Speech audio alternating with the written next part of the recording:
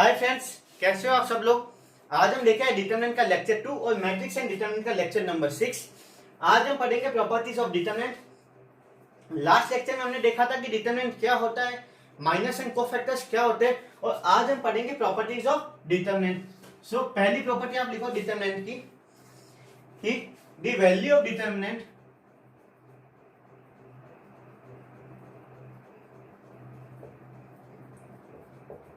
the value of determinant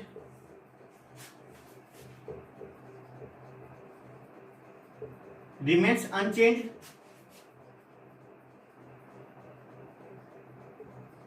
if transpose of determinant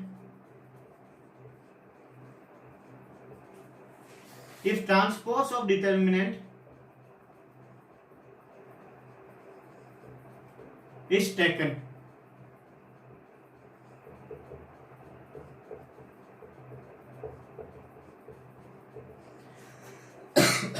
ये property क्या कहती है कि डिटरमिनेंट की वैल्यू अनचेंज रहेगी अगर हम उस डिटरमिनेंट का ट्रांसपोज ले लें। मतलब कि रोज और कॉलम्स को अगर हम आपस में इंटरचेंज कर दे तो जो डिटरमिनेंट की वैल्यू है वो सेम ही बनी रहेगी। Property number 2, if any two rows और columns are interchanged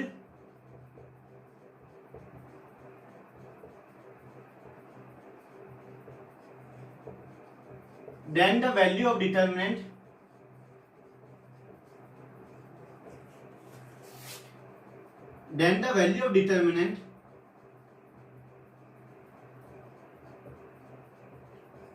becomes minus times the original determinant।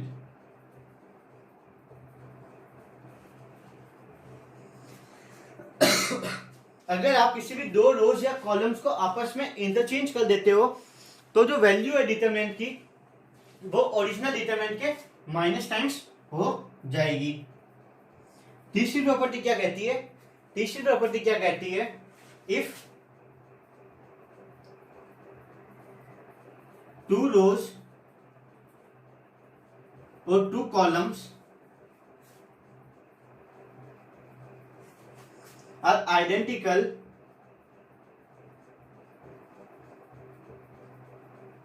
to each other, then the value of determinant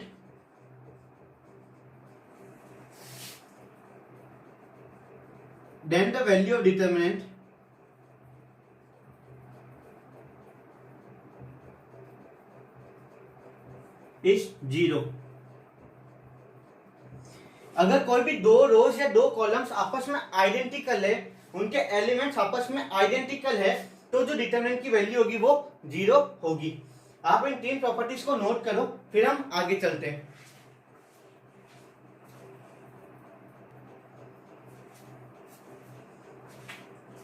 property number 4, ये क्या कहती है, if any row or column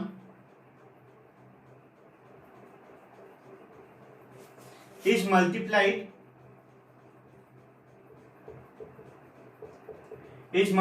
by some constant k,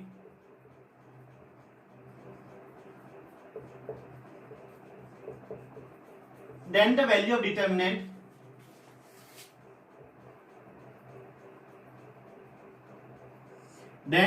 determinant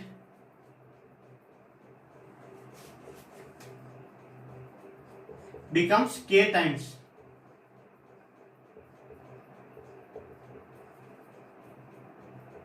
ये क्या कह रहा है कि अगर कोई भी रो या कॉलम को हम किसी कांस्टेंट k से मल्टीप्लाई कर दे तो जो वैल्यू डिटरमिनेंट की वो k टाइम्स हो जाएगी। एग्जांपल के लिए, अगर आपके पास ये कोई डिटरमिनेंट दे रखा है और आप क्या करो, आप इसके किसी पर्टिकुलर रो या पर्टिकुलर कॉलम को किसी कांस्टेंट k से मल्टीप्लाई कर दो तो ये जो डिटरमिनेंट बनेगा वो k टाइम्स a बनेगा। तो आपसे बनेगा k टाइम्स a। अगर आप इसको भी k से मल्टीप्लाई करें, अगर आप इसे भी k से मल्टीप्लाई करें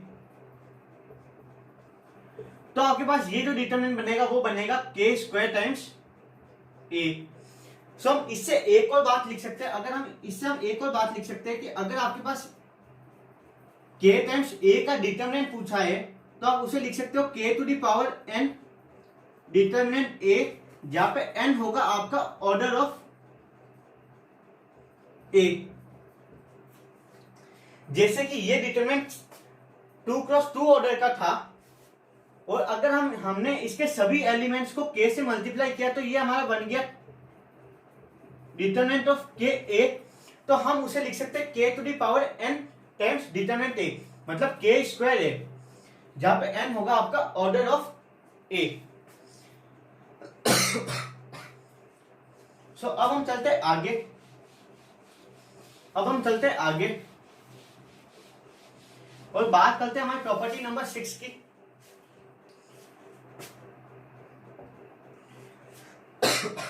प्रॉपर्टी नंबर 6 क्या कहती है कि अगर आपके किसी रो या कॉलम के सभी एलिमेंट्स जीरो है, अगर आपके किसी भी रो या कॉलम्स के सभी एलिमेंट्स जीरो है तो उस डिटरमिनेंट की वैल्यू भी आपके पास आएगी zero. If all the elements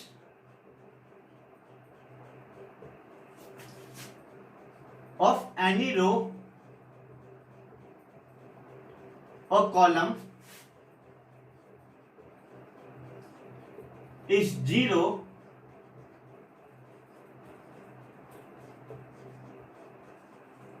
then the value of determinant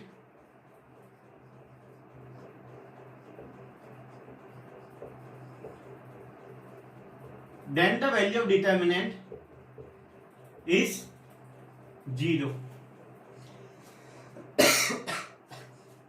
अब हम चलते हैं आगे। ये चीज आपने पढ़ रखी है कि अगर आपकी डिटरमिनेंट की वैल्यू जीरो है, अगर आपके डिटरमिनेंट की वैल्यू जीरो है तो हम उसे बोलते हैं सिंगुलर मैट्रिक्स। तो हम उसे बोलते हैं सिंगुलर मैट्रिक्स। और अगर उसकी डिटरमिनेंट की वैल्यू जीरो नहीं है तो हम उसे बोलते हैं non singular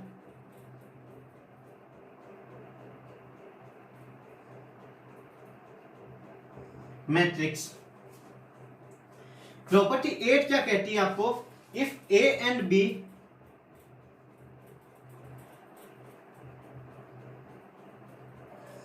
are two square matrix, if A and B are two square matrix of same order,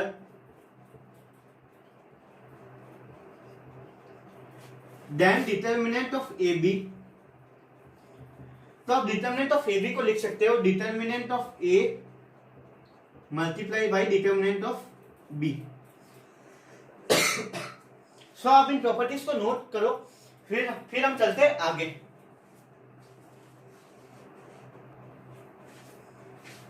अब हम चलते हैं प्रॉपर्टी नंबर 9 पर। प्रॉपर्टी नंबर 9 पर ये प्रॉपर्टी क्या कहती है? If elements of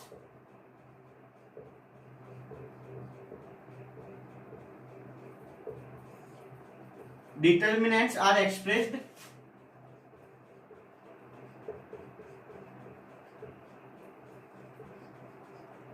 as the sum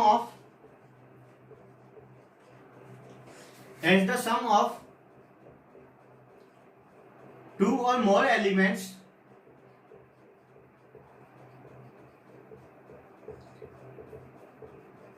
then the determinant can be expressed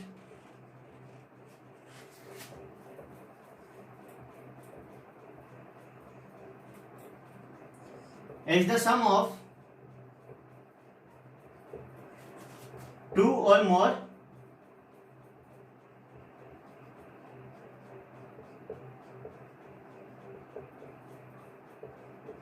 determinants.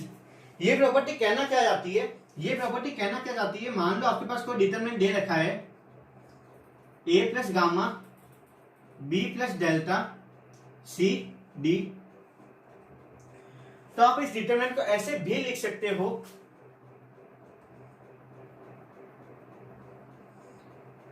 a b c d plus gamma delta c d। इसमें ये एलिमेंट्स दो एलिमेंट्स के सम के फॉर्म में एक्सप्रेस किए गए हैं, तो हम क्या कर सकते हैं, हम इस डिटरमिनेंट को भी दो या दो से ज्यादा डिटरमिनेंट के फॉर्म में एक्सप्रेस कर सकते हैं। अब हम चलते हैं आगे।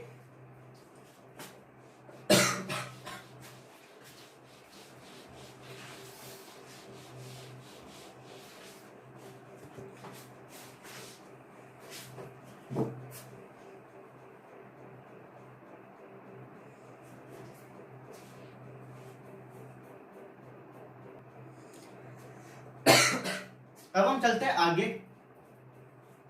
ये प्रॉपर्टी क्या कहती है, the value of determinant, the value of determinant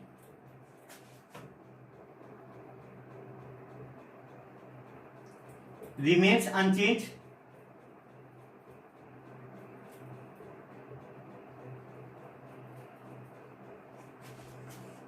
if rows or columns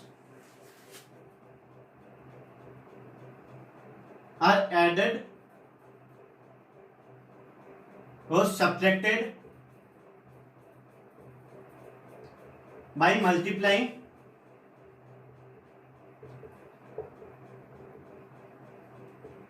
with some constant।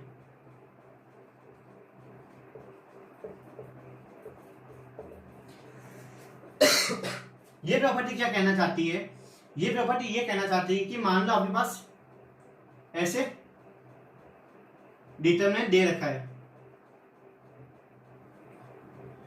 आप इस पर ट्रांसफॉर्मेशंस लगा सकते हो in the form of addition और सब्ट्रैक्शन ऑफ रो और columns by multiplying with some constant. इसका मतलब ये है हमारी रो 1, ये है हमारी रो 2, ये है हमारी रो 3।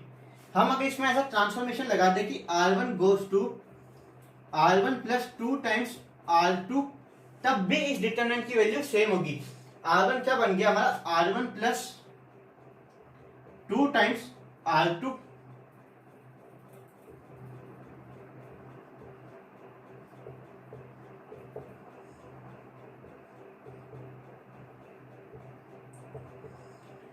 अगर हम ऐसे कोई ट्रांसफॉर्मेशंस लगाए तब भी डिटरमिनेंट की वैल्यू सेम ही बनी रहेगी। ऐसे ट्रांसफॉर्मेशंस मैंने रो में लगाए, अगर आप ऐसे ट्रांसफॉर्मेशंस कॉलम में भी लगा दो, मतलब C1 goes to C1 plus C2, तब भी डिटरमिनेंट की वैल्यू सेम ही बनी रहेगी। आपने क्या लगाया, C1 goes to C1 plus C2, मतलब A plus B D plus E G plus H, तब भी इन दोनों डिटरमिनेंट्स की वैल्यू सेम ही रहेगी। अब हम चलते हैं आगे।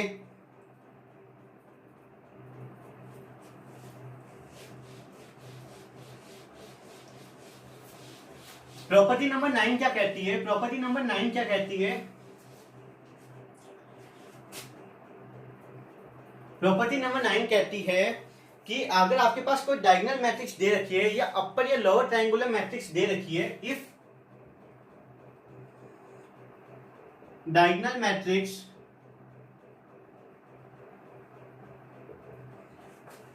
upper या lower triangular matrix is given,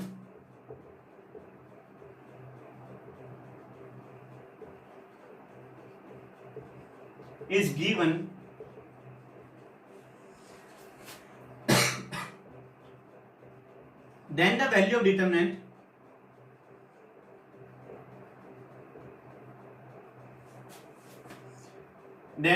determinant is product of its diagonal elements।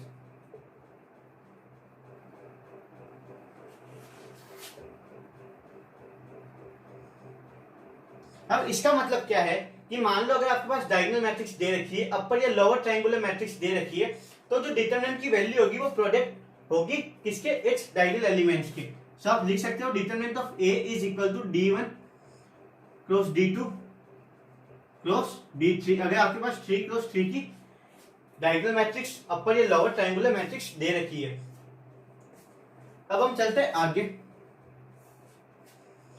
If elements of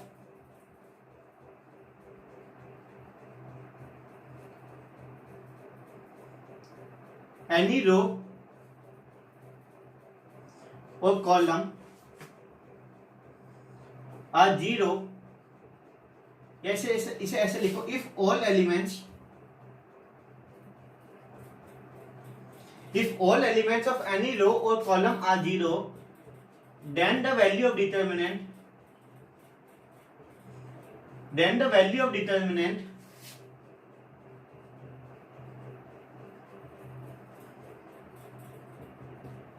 is also zero. So हमें बस इतनी ही प्रॉपर्टीज पढ़नी है डिटरमिनेंट की, इन्हीं से हमारे सारे क्वेश्चन सॉल्व हो जाएंगे। ठीक है,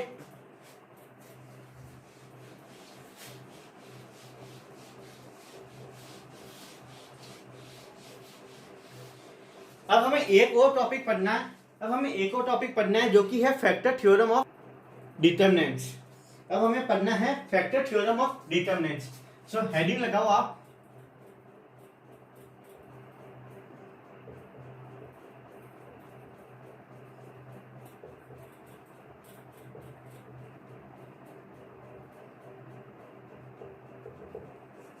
फैक्टर थ्योरम ऑफ डिटरमिनेंट्स का मतलब क्या है। मान लो आपके पास कोई डिटरमिनेंट दे रखा है इन the form of any variable, और अगर आप उसमें उस वेरिएबल की कुछ वैल्यू रख लो, मान लो सपोज करो a रख लो, और तब उस डिटरमिनेंट की वैल्यू 0 आ जाए, तो आपका जो फैक्टर होगा वो क्या होगा, x माइनस a हो जाएगा, अगर आपके पास x वेरिएबल है। सो लिखो इसको, if in any determinant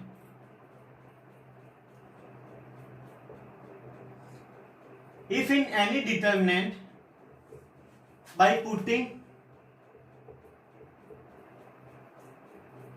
x equal to a,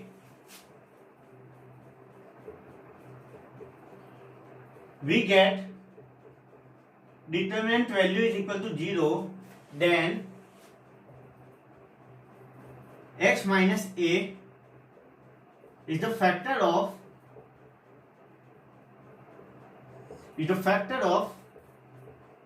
determinant,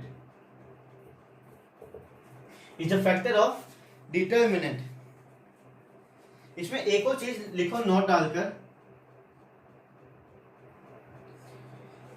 कि the products of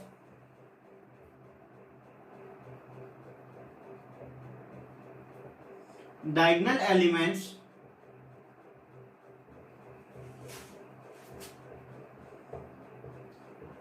gives the degree of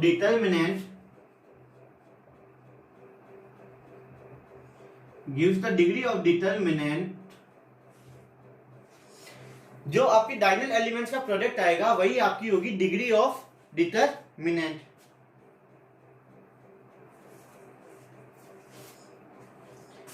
और डिग्री ऑफ डिटरमिनेंट आपको क्या दे देगा, degree of determinant gives the number of linear factors which gives the number of linear factors।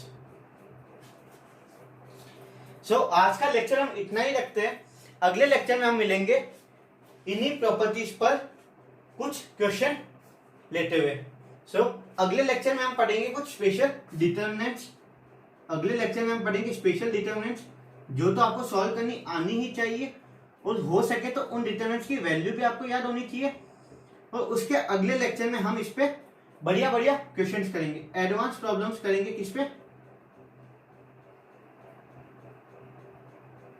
Determinants पे, properties of determinants पे हम advance problems करेंगे उससे अगले लेक्चर में। सो अभी के लिए इतना ही।